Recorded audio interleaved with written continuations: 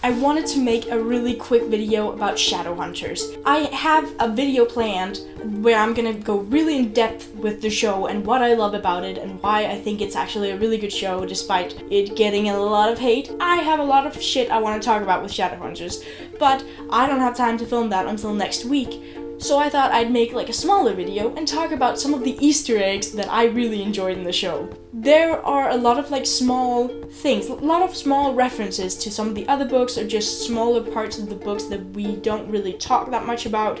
Just these small things, like the overall storyline of Shadowhunters has changed a lot from the books, but the Easter eggs are kind of what I'm living for. First of all, in episode 12, Malik, aka the best thing I've ever seen in my life, we see on the screen that they have chosen 3 warlocks that are more powerful than Magnus. We see Ragnar Fell in the middle of it. We see Katarina, that's her name, right? Katarina? I think that's her name. And on the left, if you look very closely, you can see that it says Theresa Grey, aka Tessa from the Infernal Devices. That just made me happy. Another Infernal Devices reference is Lydia Branwell, who is a descendant of Henry Branwell, and there's like mentions of Henry and there's mention of the portal that he made with Magnus. I don't know if that was a spoiler, sorry if you haven't read the Infernal Devices. And Izzy also makes a comment about Lydia being related to Clary because, you know, Henry Branwell and Charlotte Fairchild was married. So, like, yeah, I love that. I know Lydia isn't a real character, but I really liked her character. I like her. I like Lydia. In Morningstar, in the beginning, Magnus and Alec are talking about going on their first date. And Magnus makes a very small comment about, hey, I know this great Ethiopian place. And then, you know, they get inside Lydia's room where she's like lying on the floor, so they, like, the conversation stops there. But that Ethiopian place is most likely the one that they went on a date in. Like their first date in the books, in the Bane Chronicles, is a place. It's like an Ethiopian place. Yee!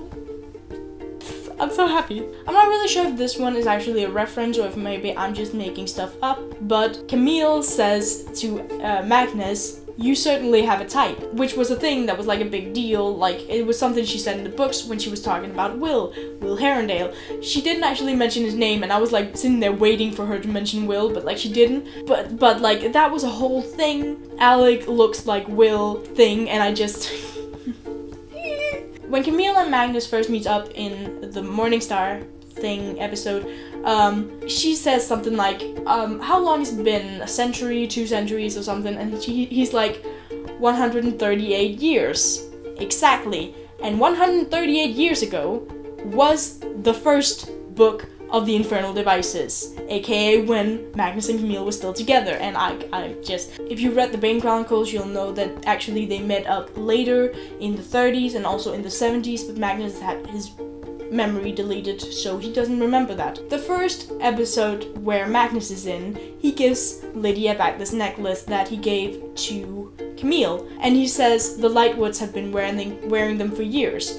Now, I don't actually remember if it was like mentioned earlier in the episode why they had this necklace, but to those of you who don't know, this necklace was a gift from Magnus to Camille, and then when they broke up, he took this necklace and gave it to Will Herondale, who gave it to his little sister Cecilia Herondale, who married a Lightwood, and then, you know, the necklace got passed down for generations. That's also why Alec looked like Will, by the way, because, you know, they're related. In the episode with Ragnar Fell, Magnus called Ragnar Fell my little cabbage or something like that, and I don't remember if this was mentioned in the Bane Chronicles, but I do know that Ragnar Fell was green in the books, so it would make sense for Magnus to call him cabbage in the books, but it wouldn't make as much sense in the TV show if it wasn't just like as an Easter egg thing.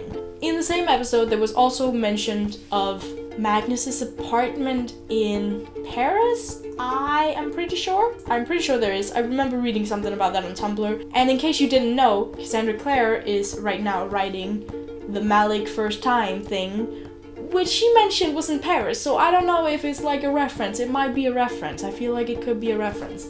That was actually just kind of it I wanted to talk about. I really like to geek out over Shadowhunters because I love the show and I love the books. I love the Mortal Instruments books. I love everything about it. Okay.